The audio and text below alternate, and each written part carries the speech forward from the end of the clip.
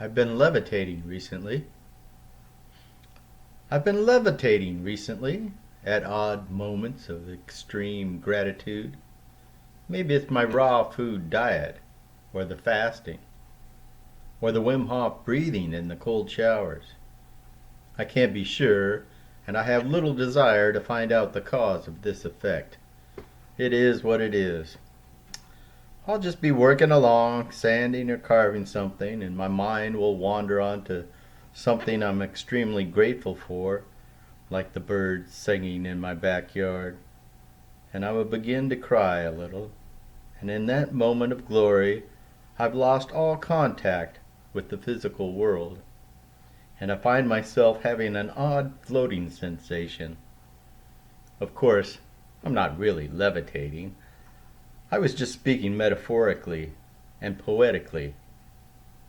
Or was I?